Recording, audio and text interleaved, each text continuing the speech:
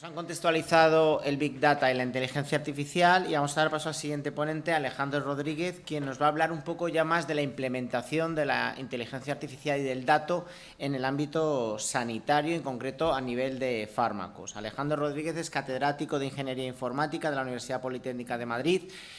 Es presidente de la recién constituida Sociedad Española de Inteligencia Artificial en Biomedicina, que ahora nos contará, y tiene una trayectoria profesional muy dilatada desde 2012, en que comenzó con el programa ISAT-Peral.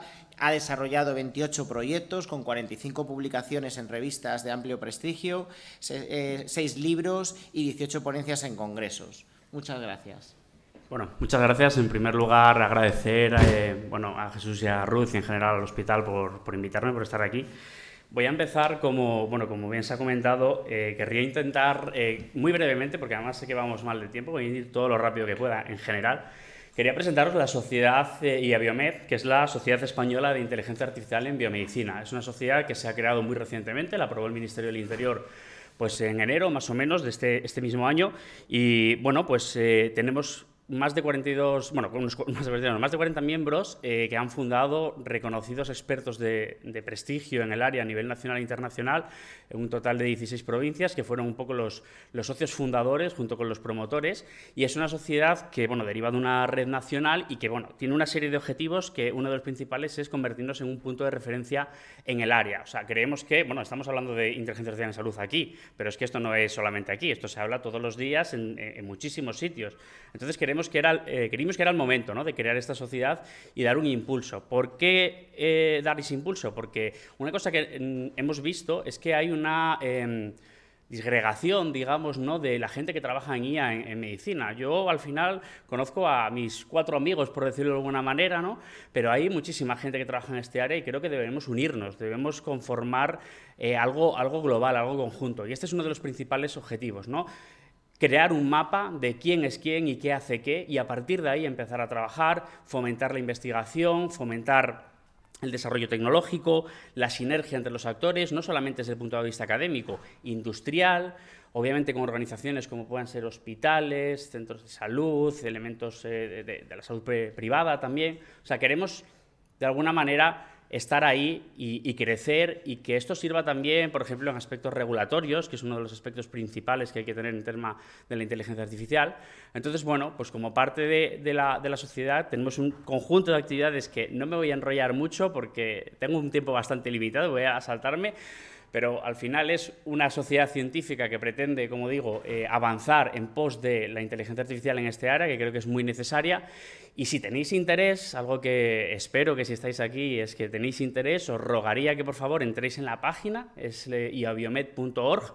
Ahí hay un formulario en el que ahora mismo os podéis dar de alta, porque como somos tan recientes, pues todavía no tenemos ni cuenta bancaria, y esto, las cosas de Palacio van despacio, ¿vale? Entonces, estamos en ello. Próximamente abriremos las membresías y ya podremos tener socios formales. Hay una junta directiva, esto sigue los cánones, digamos, administrativos, pero estamos en ese punto, ¿no? Entonces, pues podéis entrar, podréis daros de alta y pronto contactaremos con todos vosotros. Y ya voy a pasar a hablar de inteligencia artificial, voy a pasar a hablar de fármacos, pero quiero contextualizar primero un poco. Este soy yo en 2013. Tuve la brillante idea, cuando estaba de mochilero en Tailandia, de hacer 3 cosas que creo que no se deben hacer. La primera es que me comí un escorpión, la segunda es que me hice un tatuaje, y la tercera es que decidí hacer rafting en época de monzones en un río con la seguridad que tiene Tailandia. Esto derivó en que me caí del río, ¿vale? O sea, me caí del río, no, me caí de la balsa, volqué en el río, casi me ahogo. De hecho, he pensado que me moría 2 veces en mi vida. Una fue esta y otra fue cuando tuve COVID y estuve en el Zendal, bastante fastidiado. Son las 2 veces que yo pensé que me moría, un ahogado. Y tuvieron que sacarme del río porque no fui capaz de agarrarme a la balsa, me arrastró, me agarré a un árbol in extremis, tenía heridas por las piernas, tragué agua. Bueno, resultado, que volví a España, me empecé a encontrar mal, porque yo seguí mi viaje por Tailandia, 10 días tranquilamente, no había pasado nada más del susto. Pero volví a España y a los 2 días empecé con fiebre muy alta, sentirme muy, muy mal, y fui a mi médico de cabecera. Me dijo, le conté todo, Le conté, vengo de Tailandia, me ha pasado estas 3 cosas, he hecho todo esto. Nada, esto es algo vírico, toma paracetamol y ya Y digo, bueno, pues nada, la verdad que el paracetamol es un buen fármaco porque se usa para muchas cosas. Pero no era algo vírico y no valía con el paracetamol. Empeoré hasta que llegó un momento que la que es ahora mi mujer me cogió y me llevó a urgencias del centro de salud. Allá me dijeron, no, esto va a ser algo más. Me llevó al hospital, no me acuerdo del nombre del hospital, es el que está en Leganés, ahora mismo no recuerdo el nombre del hospital. Y bueno, pues me metieron directamente me ingresaron, tenía ictericia, tenía las transaminasas bastante desbocadas. Y bueno, pues ahí estuve durante 5 o 6 días sin diagnóstico. ¿Por qué? Porque todo daba negativo. Todas las serologías, todas las pruebas daban negativo. Entonces, bueno, pues se mataron las moscas a cañonazos, pero se mataron bien, porque sigo aquí, afortunadamente. Se me dio antibiótico de amplio espectro, mejoré, y cuando al mes más o menos me dijeron, vuelve, porque como estabas con el hígado un poco tocado, vamos a ver cómo está. Y me dijeron, hombre, ya sabemos que tenías, porque a mí me dieron el alta con fiebre del viajero. Vale, no sé si eso ICD lo clasifica o no lo clasifica, la verdad, no sé cómo lo harían, pero fiebre del viajero. Y cuando volví al mes me dijeron, hombre, ¿sabes qué tenías? Leptospirosis. Supongo que conocemos la leptospirosis, una bacteria, aquí en España muy poco común, por lo que me dieron a entender, porque salvo que trabajes en alcantarillado o cosas similares, o, como me dijeron a mí, tengas la mala suerte de haber bebido una lata de Coca-Cola sobre la que una rata orinó en un bar, pues es complicado que la pilles. Entonces yo entiendo lo que pasó con mi médico de primaria, bueno, lo entiendo relativamente, porque teniendo en cuenta todo lo que conté, lo entiendo hasta cierto punto, pero entiendo, como bien Víctor dijo, se dobla el conocimiento médico ahora mismo cada 2 años, y es que es imposible, somos personas. Yo a mí me alucina, de hecho, la capacidad que tiene un médico de cuando estudia, ¿no?, y se forma, todo lo que aprende y todo lo que tiene que tener en cuenta, pero somos humanos y tenemos limitaciones. Y esas limitaciones, que se tuvieron en cuenta en mi caso, pues yo recuerdo cuando yo hacía el trabajo fin de grado, yo estudié informática, la carrera de informática, y ya me gustaba el tema de la medicina, y mi trabajo fin de grado fue un sistema de diagnóstico. Con unas determinadas tecnologías, donde tú le metías, pues yo ya tuve ahí esa visión de países visitados, ¿no? Como, hostia, es que igual esto tiene que ver. Y además tiene que ver porque recuerdo que cuando hice ese sistema de diagnóstico no había mucha información de qué enfermedades tienes, qué síntomas. Yo recuerdo que fui a la Facultad de Medicina a hablar con un médico y me dice, te coges el Harrison, te coges el Farreras y te los miras. Pues muy bien, fue lo que hice, y estaba muy bien, porque el Harrison y el Farreras tenían unas secciones de manifestaciones clínicas que me permitían sacar este tipo de información y hacer ese sistema de diagnóstico que hice como parte de mi proyecto fin de carrera y que, bueno, te daba información. También le metías qué tratamiento estabas usando, por si podía haber alguna interacción o podía haber algún problema. Y esto era en 2008. Claro, ¿qué pasa? Que ahora llegó la inteligencia artificial y llegó ChatGPT. Se me ocurrió el otro día, como parte de unos seminarios que doy a mis estudiantes, de decir, vamos a preguntarle a ChatGPT qué hubiera hecho en mi caso de la leptospirosis. Y le metí tal cual, obviamente reducido y resumido, ¿no?, lo que me pasó. Me fui a Tailandia, bueno, un paciente de tantos, bueno, no decía lo de los años, creo, los síntomas eran estos, empezaron más o menos hace 48 horas, que volvió de Tailandia hace 10 días, que se cayó en un río haciendo rafting hace 10 días, ¿vale? O sea, la temporalidad. Y le digo, oye, ¿qué le puede pasar? Y voilà, leptospirosis como uno de los principales diagnósticos. Cuidado, estoy creando mucho hype, ahora lo bajo, ¿vale? Porque no quiero decir con esto que ChatGPT se tenga que utilizar para hacer diagnóstico. Lo que quiero decir es lo que se lleva mencionando toda esta mañana. ChatGPT, la inteligencia artificial, es una herramienta que puede ayudar en el soporte a la decisión. La decisión no la va a tomar ChatGPT o no la debería tomar ChatGPT jamás, pero puede ayudar. Y hablo de ChatGPT como hablo de otras técnicas de inteligencia artificial que luego hablaré de ellas, porque es que la verdad es que sí, muy bonito, pero aquí tenemos a Skynet, ¿vale? Porque la verdad es que hay mucho hype bueno, o a mí me lo parecía, que al principio había mucho hype bueno, pero es que ahora casi que el hype que veo es el contrario. Yo me gusta mucho ver las noticias a la hora de la comida, y entonces, bueno, yo pongo Antena 3, pues porque veo la ruleta de la suerte y luego empieza Antena 3. Y no hay día en el que no hablen de alguna noticia apocalíptica sobre la inteligencia artificial. Vamos, nos va a matar a todos, destruir la humanidad, preocupados de lo que están creando, Elon Musk con sus pajas mentales también contando sus historias. Bueno, perfecto. De hecho, es más, estos más ejemplos, se está descontrolando y creando una brecha generacional. Ya es que va más allá, ya no es que nos va a matar.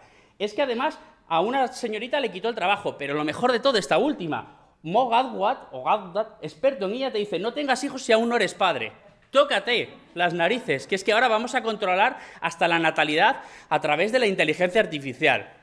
Bajemos, pero para lo bueno y para lo malo. La pregunta que se le hizo antes a Víctor, me vais a permitir que la responda brevemente. Hay mucho hype muy positivo y hay mucho hype muy negativo. Yo creo que hay que controlar, y bajar expectativas en todos los sentidos. Bueno, a ver, había una buena, de verdad, por fin buenas noticias, por fin, Dios mío, por fin. ¿Alguien habló alguna vez de AlphaFold? ¿AlphaFold lo conocéis? AlphaFold es un proyecto de investigación que además Víctor yo creo que medio lo mencionó al final, que tiene que ver sobre el descubrimiento de plegamiento de proteínas. Es un proyecto súper enorme, muy importante, va a cambiar probablemente el paradigma en términos de descubrimiento de fármacos. Yo no vi en las noticias a nadie hablando de AlphaFold jamás. De verdad que no estoy pegado 100% a Antena 3 viéndolo, pero ya, sí, soy consciente, pero bueno, es la cuestión. El caso es que lo de hablar de la IA como algo positivo o algo con cuidado, no, mejor empezar a hablar de que va a destruir la humanidad y todo. Es la situación en la que nos vemos ahora mismo. Y es que la IA, además, no deja de ser algo que deriva de algo bueno, tan básico como es la propia estadística. A mí me encanta esta imagen, ¿no? Que vemos esta estadística, le ponemos un cuadro bonito y es Machine Learning, y si ya os lo presento al público es inteligencia artificial de la buena, además, de la de verdad. Y al final, todo esto no son más que datos, ¿vale? Y quiero hacer dos, digamos, consideraciones finales antes de empezar a hablar de lo que es la parte de fármacos, que es lo que venía a contaros. La IA en biomedicina es mucho más que ChatGPT. Yo os he puesto el ejemplo de ChatGPT porque todos conocemos ChatGPT, ¿vale? Es ahora mismo de lo que todo el mundo está hablando.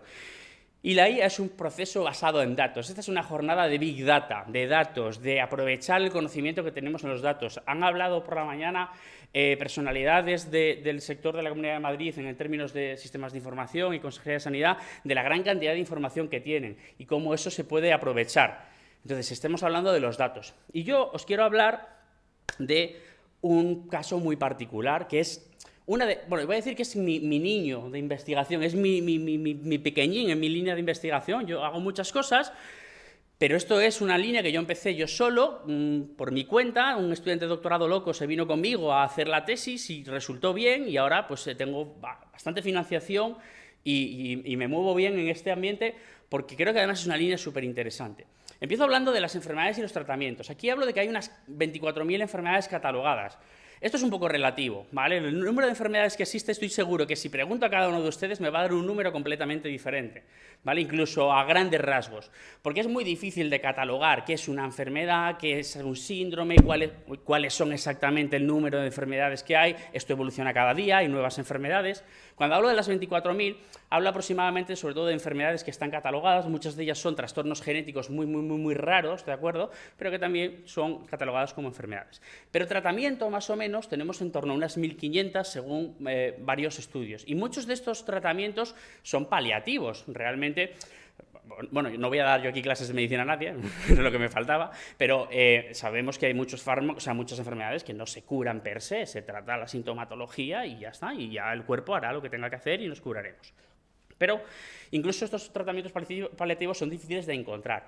Sobre el proceso de creación de fármacos, de unas 10.000 moléculas que se puedan empezar a estudiar para crear un fármaco, solamente una acaba siendo aprobada por los elementos regulatorios, la FDA, la EMA, ¿vale? Y tiene un proceso largo y costoso, una media de entre 11 y 17 años y un coste de entre 1.500 y 3.000 millones de dólares por fármaco, ¿vale? Esto es una bestialidad. Entonces hay una alternativa. Bueno, no hay una alternativa. Vamos a llamar que hay otras opciones, que a lo que se llama el desarrollo de novo, ¿no? Que es el reposicionamiento, que supongo que prácticamente todo el mundo conocerá, pero no es más que tratar de un fármaco que ya está siendo usado para un determinado caso, una determinada enfermedad, reutilizarlo para otra. Tratar de aprovechar que ya tenemos algo que ha sido aprobado, que ha sido testeado, cuidado, en una enfermedad concreta, estoy de acuerdo, pero que se puede intentar reutilizar en otro contexto. Reduce tiempo, reduce riesgos, reduce costes. Parece todo como las 3B, ¿no? Bueno, bonito y barato, maravilloso.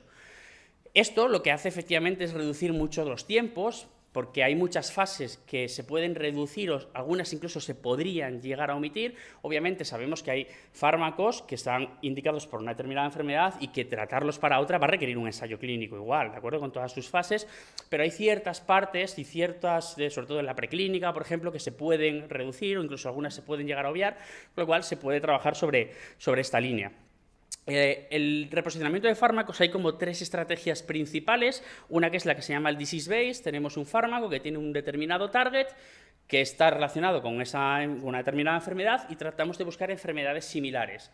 En el segundo, que es el target base, tenemos un fármaco que tiene un determinado target, ¿de acuerdo?, que está para una determinada enfermedad, pero ese target también puede estar relacionado con otra segunda enfermedad. Es ahí donde buscamos lo que llamamos la ND, es la New Disease. Y en el tercer approach tenemos un fármaco que tiene varios targets. Cuando yo digo que tiene un target, hablo de un target principal, ¿de acuerdo? Soy consciente de que hay múltiples targets dentro del fármaco en la mayoría de las ocasiones. O sea, no estoy hablando de los secundarios, estoy hablando del target principal. Y estas son un poco las 3 estrategias. Desde el punto de vista computacional, pues esto se puede, abordar de muchas maneras. Aquí muestro una de las principales. Una de ellas es la de inteligencia artificial. Y otra que yo menciono quizás aquí más, que es en la que quizás me voy a focalizar un poco más, aunque nos movemos a caballo entre las dos en lo que hacemos nosotros, que es el pathway mapping, ¿de acuerdo? Por mencionar algunos casos de reposicionamiento, para poner en contexto, porque esto suena mal de reposicionamiento, pero ¿esto qué? Bueno, pues aquí vemos algunos casos, voy a mencionar 2 que son muy conocidos. El sildenafilo, creo que todos lo conocemos. Pfizer tuvo una visión de negocio ahí buena, porque vio durante los ensayos clínicos, en este caso iba a ser para temas cardíacos, vio que funcionaba bien en otras áreas y reposicionó, vaya que se reposicionó, ¿no? Y luego, pues otro que lamentablemente es conocido por lo que causó, que es la talidomida, ¿no?, que causaba, bueno, se utilizaba sobre todo para el tratamiento de náuseas en embarazadas, causaba focomelia, como en los bebés, y obviamente esto se retiró, pero ahora, por ejemplo, se reutiliza para el eritema leproso, entre otras cosas. Hay otros reposicionamientos también, de hecho, para algunos tipos de cáncer y demás, pero bueno, este es el principal. ¿Y qué es lo que hacemos nosotros o cómo hacemos nosotros esto? Bueno, en primer lugar, el concepto de redes. No me voy a poner teórico, no voy a dar una clase como si estuviera para mis alumnos de informática, pero muy brevemente. Una red no es más que un grafo, que no es más que una estructura donde yo tengo nodos y un enlace entre los nodos. Esos nodos pueden ser, por ejemplo, una enfermedad y un gen, y la relación enfermedad-gen es esa arista que une esos nodos. De aquí nace el concepto de la red y de aquí nace el concepto de la medicina de redes, que no sé si conoceréis, pero es un concepto que a mí me parece apasionante y súper interesante. Este concepto lo acuñó el profesor Albert Laszlo Barabasi, que es un físico que ahora mismo está en Harvard y en Northeastern, y acuñó esto como la idea de, básicamente, una medicina en la que los elementos, digamos, que constituyen la base de las enfermedades y sus características lo vamos a relacionar con estas redes. Una enfermedad tiene un gen codifica una proteína es un target de un fármaco, este fármaco se utiliza para esto, una enfermedad tiene unos síntomas, ¿vale? Y eso lo genera como una red. Y esa red se puede explotar desde muchos puntos de vista. Uno de ellos es lo que se conoce como la ciencia de redes, que permite crear estructuras en las que podemos ver cómo determinadas enfermedades se parecen más o menos. De hecho, este concepto de Network Medicine, y esto lo menciono muy brevemente, que no tengo slide, está abriendo un paradigma nuevo en lo que se habla del concepto de lo que es el organ base a la hora de definir las enfermedades, ¿no? Prácticamente los sistemas de clasificación como ICD, ¿vale?, como el CIE, se basan en sistemas, ¿no?, pues enfermedades neurológicas, enfermedades del sistema digestivo, enfermedades del sistema no sé qué. O sea, trabajan por sistemas y van un poco al nivel del órgano o conjunto de órganos. En el Network Medicine, digamos que se trata de huir de esa definición porque se aboga porque una enfermedad es algo bastante más complejo que una sola afectación de un solo órgano, de un conjunto de órganos interrelacionados. Se va a abrir el abanico y decir, y en un caso lo tenemos en la COVID, ¿no? En la COVID, bueno, sí, perfecto, el tema respiratorio, pero había muchísimos otros elementos involucrados. Con lo cual, la enfermedad es algo más complejo que una cuestión uniorgánica, en la gran mayoría de los casos, ¿no? Entonces, las HDN lo que hacen es generar estas estructuras donde lo que yo hago es fundamentalmente relacionar elementos en base a que comparten cosas. Pues, por ejemplo, una enfermedad se relaciona con un gen, ¿no? O varias enfermedades con varios genes, puedo establecer una relación entre enfermedades. Como esta enfermedad se relaciona con este gen y esta también se relaciona con él, las dos enfermedades se unen, tienen un nexo. Eso lo puedo hacer también a nivel de síntomas, como vamos a ver ahora. Aquí, por ejemplo, un ejemplo, vale, muy redundante.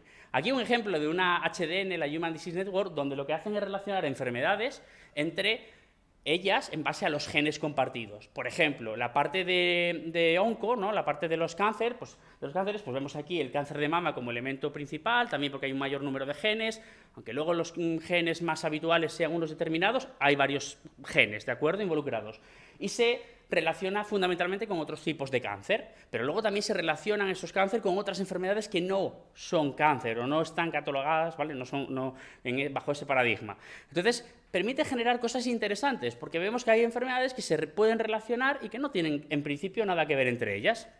Esto mismo también se hace desde el punto de vista de los síntomas, misma estructura, y lo que permite es también generar estas relaciones, con lo cual al final tenemos relaciones de muchos tipos, de relaciones a nivel de síntomas, relaciones a nivel de genes, relaciones a nivel de PPIs, interacciones entre proteínas. Podemos irnos también a las rutas metabólicas, podemos trabajar con diferentes características biológicas que definen las enfermedades y generar diferentes tipos de redes y estudiarlas. Entonces, en base a esas digamos, enfermedades que se conectan, tenemos esas similitudes, ¿vale?, que pueden ser a diferentes niveles, y lo que tenemos es que un fármaco trata una enfermedad, y luego tenemos que una enfermedad, esa enfermedad que trata el fármaco, se parece a otra, porque hay genes, hay síntomas, hay elementos en común. Y entonces aquí viene la hipótesis. ¿Podríamos decir que ese fármaco podría llegar, quizás, si se estudia mucho y bien, a tratar esa enfermedad? Esa es la cuestión, ¿no? Y esto ya hay estudios que abogan porque sí, porque se puede tirar en esa línea. Voy a matizar una cuestión en esto, y sobre todo lo que voy a presentar ahora, que es el proyecto en el que hemos hecho todo este tipo de cosas. Cuando nosotros hablamos de generar este tipo de relaciones, hablamos de generar y de decir que una determinada enfermedad puede ser tratada por un determinado fármaco, hablamos de generar hipótesis. Yo jamás, de los jamases, diría que uses este fármaco para tratar esta enfermedad porque yo he visto ciertas evidencias. No, esto genera hipótesis, pero genera hipótesis que son, desde mi punto de vista, muy interesantes porque permiten saber por dónde ir. Esta es la cuestión, guiar el camino, ¿vale? Soporta la decisión, volvamos a lo de antes, ¿de acuerdo? El proyecto que os voy a presentar es el primer proyecto que a mí se me concedió por financiación a través del Plan Nacional y también de la Comunidad de Madrid con un doctorado industrial que se llama DISNET, que es Drug Repurposing and Disease Understanding Through Complex Networks Creation and Analysis. Y básicamente lo que hicimos en este proyecto fue crear una plataforma enorme, ¿de acuerdo?, que era capaz de coger todo este tipo de información de fuentes, de diferentes fuentes. Y ahora os voy a contar esas fuentes, porque aquí es donde entra la parte interesante. Tenemos 3 capas, la parte fenotípica, biológica y farmacológica. Y en función de cada una de esas capas, cogemos la información de un sitio u otro. Os voy a contar sobre todo la fenotípica, que es la más interesante y es en la que la gente generalmente más dice, pero estás loco, ¿no? Y es que una de las cosas que utilizamos nosotros es Wikipedia, porque claro, yo querría coger el Harrison y el Farreras y ponerme a mirar la parte de manifestaciones clínicas en papel y acogería a pasar todo a mano. No nos ha dado todavía, por eso no tenemos personal para ello. Y es muy difícil encontrar bases de datos que te digan, esta enfermedad tiene estos síntomas, porque además los síntomas de una enfermedad no son binarios, no es lo tiene o lo tiene, hay un porcentaje de la población que lo sufre, otro que no, depende de las características genéticas de la población, de las características ambientales, no es lo mismo que una determinada enfermedad se dé en una zona geográfica que se dé en otra, no es lo mismo que se dé sobre una determinada población a que se dé en otra, eso cambia, ¿no? Entonces, lo que hicimos fue ir a Wikipedia. Wikipedia es maravilloso. Porque Wikipedia, además, a alguien se le ocurrió algún día cuando empezó a hablar de las enfermedades que decía, es que vamos a coger y vamos a meter la información de los síntomas en una sección que se llame síntomas. Hostia, la leche, genial, igual que hicieron los de Harrison y el Farreras, ¿no? Y entonces nosotros lo que hacemos es, antes lo hacíamos cada 15 días, ahora lo hacemos cada 6 meses porque ya vimos que no era necesario minarlo tanto. Cada 6 meses nos vamos a Wikipedia y le decimos, dame todos los artículos que tienes de enfermedades. Los cogemos, nos los traemos, vamos al texto de esta parte y aplicamos una serie de herramientas de procesamiento de lenguaje natural que nos permiten identificar los síntomas y con eso podemos generar ese grafo y puedo empezar a hacer cosas como estas, ver enfermedades, síntomas en común, síntomas no en común. y puedo empezar a trabajar en la idea que es lo que os voy a contar. En la parte biológica lo que hacemos es usar fuentes científicas curadas, ¿de acuerdo? Tenemos información de genes, de rutas metabólicas, de proteínas. De hecho ahora estamos metiendo más cosas, estamos metiendo secuencias de aminoácidos para hacer análisis bioinformáticos sobre esas secuencias y empezar a trabajar a nivel de la parte bioinformática. Tenemos muchas cosas y estas son algunas de las fuentes que no me paro mucho porque no me quiero enrollar demasiado y pues sé que voy con el tiempo más justo. Y la parte farmacológica, lo mismo. Aquí, sobre todo, tiramos de DrugBank y cogemos información como las estructuras químicas. Por cierto, luego os comento una cosa que estamos haciendo con esto de las estructuras químicas, que creo que es bastante chulo, los targets terapéuticos y también los efectos fenotípicos o efectos adversos propiamente que pueden producir los propios fármacos, que también son relevantes. Y esta es nuestra capa farmacológica de diferentes fuentes. ¿Y qué es lo que hemos hecho con todo esto? Tenemos una cantidad ingente de información, millones de relaciones de diferente tipo. Pues lo que hemos hecho es intentar crear hipótesis de reposicionamiento. Y os voy a contar tres casos, bueno, os voy a contar tres casos, os voy a contar dos con un pelín de detalle y los otros os los voy a mencionar brevemente, por cuestión de tiempo. Pero los dos principales me voy a agarrar un poquito más, que son los que nos están permitiendo generar esas hipótesis. El primer caso es... voy a intentar irme a la parte donde hablo concretamente de cómo se hace, que es este. Básicamente cogemos una enfermedad, o bueno, dos enfermedades concretamente, que sabemos que ya han sido reposicionadas, porque hay bases de datos de reposicionamiento, y lo que hacemos es, en base a esas dos enfermedades, miramos a ver cuáles son los genes asociados a esas enfermedades, y cogemos aquellos genes que son en común para ambas enfermedades, ¿de acuerdo? Es el elemento común. ¿Vale? Que normalmente, además, ese target de ese fármaco que ha sido reposicionado suele tener el elemento común, está relacionado con la proteína que codifica el gen, ¿de acuerdo? En general. Y lo que nosotros hacemos es ver, aquí me voy a ir a ello, es aquí, vale. Hay un índice en una de las fuentes que utilizamos que se llama el GDA, que es el Gene Disease Association, que es la asociación gen-enfermedad en base a esta fuente de Disgenet, que básicamente mide cómo de fuerte es esa asociación, ¿no? Pues lo que hicimos fue ver qué valores umbrales tenían esa asociación gen-enfermedad, tanto en las enfermedades, digamos, originales como en las nuevas a las que se reposicionó, y luego cogimos y ese valor lo comparamos con tripletas del mismo estilo, es decir, enfermedad nueva, fármaco, enfermedad original, fármaco, enfermedad nueva, y comparamos a ver si ese nivel de asociación era el mismo en los casos reposicionados que en casos completamente aleatorios, para contrastar. Y claro que no lo era. Obviamente, los casos aleatorios que no se cumplían las restricciones de los genes, ¿vale? Esa tiene que cumplirse porque es la manera de comparar, no comparamos churras con merinas. Pero era significativamente mucho menor que en los casos reposicionados.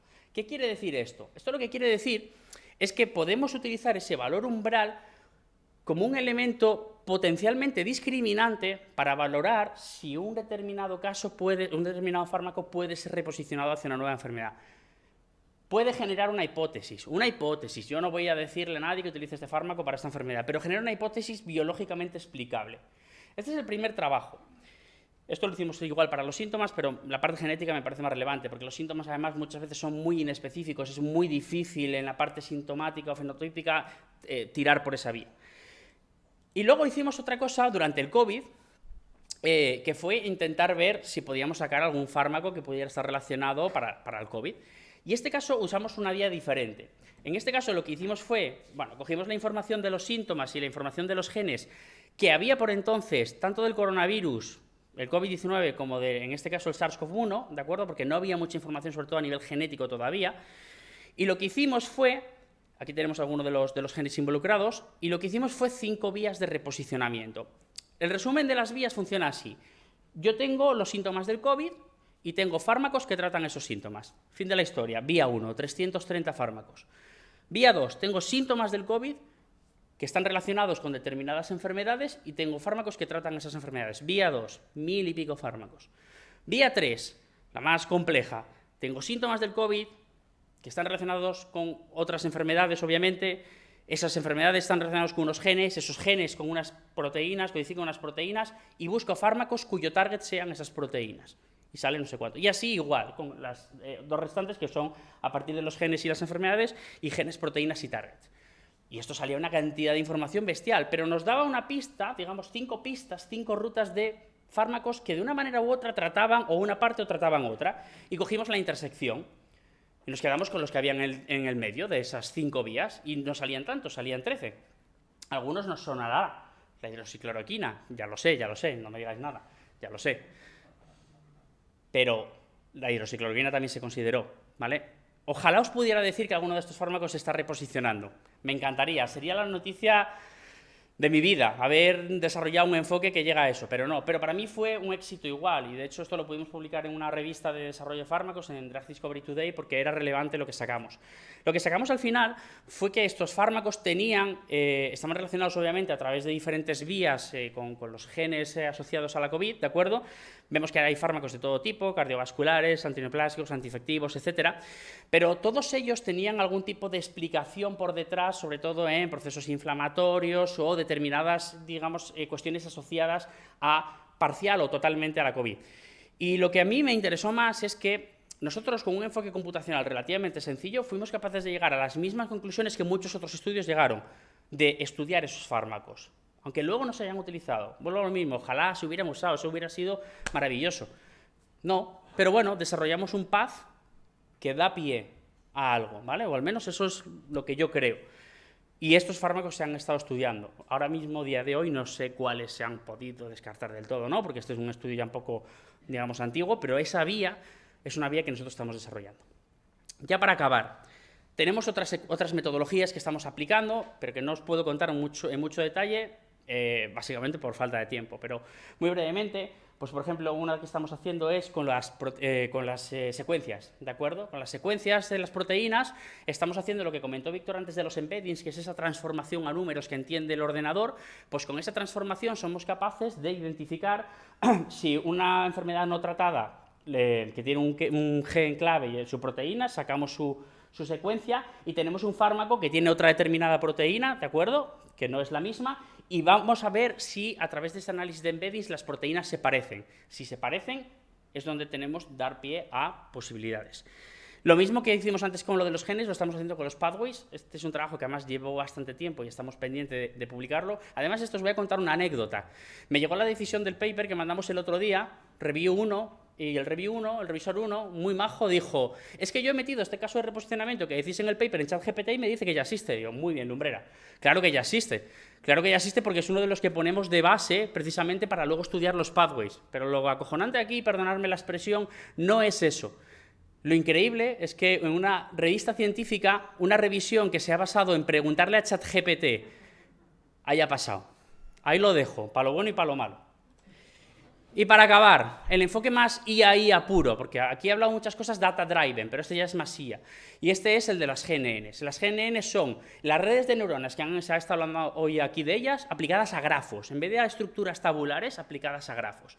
Lo que hacemos es, esas redes que os he dicho que hemos generado, se las metemos directamente a una GNN, a un modelo de GNN, y somos capaces de predecir enlaces.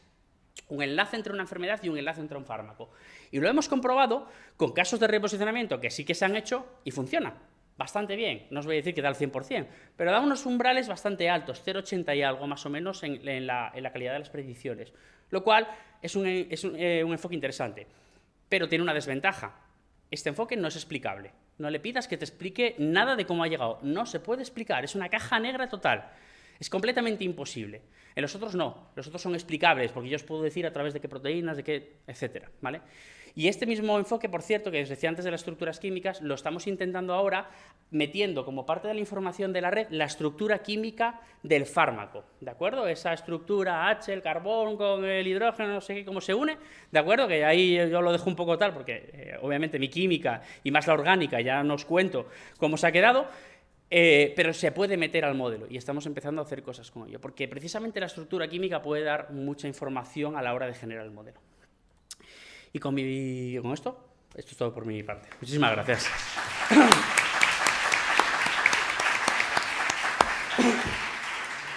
¿Alguna pregunta en la sala mientras se plantea online? Bueno, pues voy a ir abriendo yo y querría hacerte una pregunta. Uno de los problemas... hay preguntas en la sala, perdón. Vale. Bueno. Supongo que también la de ChatGPT, ¿no? Para darle emoción. primero quiero agradecerte, no sabes cuánto me afecta todo lo que has contado, porque, bueno, una anécdota, yo soy enfermo crónico de muchas enfermedades, de un montón, lo puede corroborar mi médico aquí presente en la sala. ¿Y cuántas veces nos hemos tenido que enfrentar a un síntoma? Un síntoma que puede ser de varias enfermedades. Nada, simplemente pues busco las palabras para agradecerte. Gracias, Escorpión, por haber existido. Vale, entonces con tu permiso paso a la pregunta que me ha hecho mi asistente. Alejandro, ¿no? Alejandro.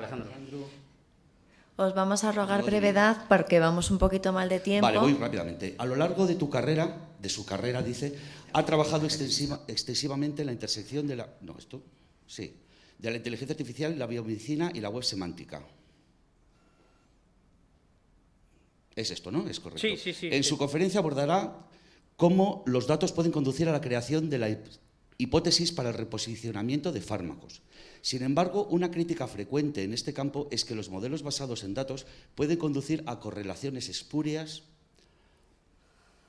por tanto, a hipótesis de reposicionamiento de fármacos incorrectas.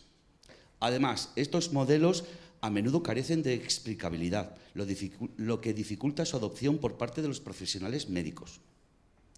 ¿Ahí voy? Sí. ¿Cómo aborda estas críticas y qué pasos se están formando para mejorar tanto la exactitud como la explicabilidad de estos modelos basados en datos?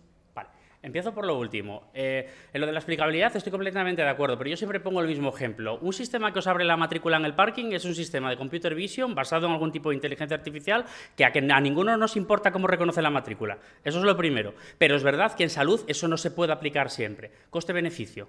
Simplemente, no voy a decir más. El coste-beneficio es lo que aquí tiene que, desde mi punto de vista, abordar potenciales desarrollos, pasando luego con todo lo que tenga que ver con regulación, ¿vale? Pero el coste-beneficio es el que tiene que primar al menos esa investigación. Ahora, sobre esas relaciones espurias y demás, estoy completamente de acuerdo. Aquí el problema que tienen muchos de estos modelos es que a veces se encuentran relaciones, efectivamente, que no tienen, digamos, la suficiente fuerza, ¿de acuerdo? Y eso puede pasar, pero generalmente también hay maneras de controlar este tipo de cosas. Hay técnicas para evitar que ese tipo de relaciones sean las que dirijan al final el desarrollo del modelo. Y en cualquier caso, desde mi punto de vista, creo que al final el beneficio potencial de esto se traslada luego a la transferencia, que yo no la voy a hacer, porque yo no tengo ni idea de farmacología más allá de lo que tal, pero una farma o un grupo de investigación que trabaje en esto, sí. Con lo cual, es pasarle la patata a otro, pero no es en parte, pero no, porque yo realmente llego hasta donde llego y son otros los que luego tienen que comprobarlo, y por eso digo que muchas de estas hipótesis no se podrán usar, pero igual alguna otra sí. Y yo doy un camino para empezar a pensar en qué potenciales opciones se pueden usar. Esa es mi reflexión. Ricardo, la última pregunta ya. Sí, muy rápido. En tu último ejemplo, que retomo en relación con la explicabilidad y los sistemas de caja negra, has planteado una cuestión que, curiosamente, en el ámbito en el que trabajas, puede tener un modelo de gestión del riesgo. Es decir, a los juristas, a los que venimos de mi mundo, la explicabilidad nos interesa muchísimo para establecer relaciones causa-efecto a la hora de determinar la responsabilidad o los procesos que justifican una decisión que tiene impacto en los derechos de una persona. No hay otra razón. Correcto. Ahora bien, curiosamente, en el ejemplo que tú señalas, es una cuestión en la que el modelo de gestión del riesgo consiste en algo tan complicado como que alguien tome el riesgo de invertir en desarrollar un proceso de ensayo, un proceso de estudio. Correcto. Por tanto, en tu caso, la explicabilidad generaría un riesgo máximo si a alguien se le ocurriera, con tu artículo, empezar a dar ese medicamento, lo cual es absurdo. Pero afortunadamente tu modelo no necesita ese nivel de justificación en la medida en que hay toda una serie de pasos para verificar y comprobar ese resultado. Correcto. Así que tu explicabilidad no la da el modelo, no la da la máquina, Da la da la experimentación posterior. Sí, correcto. Sí, es que cuando se habla de explicabilidad muchas veces se habla de la explicabilidad del modelo. Es a donde yo quería llegar. Los modelos black box no tienen explicabilidad en sí. Tiene explicabilidad todo el proceso sobre el cual llegas al desarrollo del modelo. Pero el modelo en sí, también es verdad que esto se avanza. En la parte de grafos no hay tanto, pero hay muchas técnicas de explicabilidad tipo SHAP y demás que están trabajando en explicar cuáles son las variables que más influyen, etc, etc. Pero estoy completamente de acuerdo. Al final, el proceso es lo importante. O sea, realmente aquí, al menos así lo veo yo desde mi punto de vista. Una apreciación, yo creo que esto es muy trascendente con determinadas enfermedades que por desgracia no tienen ni nunca tendrán financiación para búsqueda de fármacos, como son las enfermedades huérfanas. Bueno, huérfanas, sí. Y eso es una vía de abordaje en las que se puede hipotetizar otros fármacos y probablemente hacer estudios clínicos que no van a estar financiados probablemente por las farmas porque no interesan, porque afectan a pequeños grupos poblacionales. Completamente de acuerdo. De hecho, a nivel de lo que son enfermedades raras o las orphan drugs, tenemos también estudios, pero bueno, aquí me he limitado a cosas muy concretas. Pues muchísimas gracias y vamos con un poquito de retraso. Bueno, muchas gracias lo primero.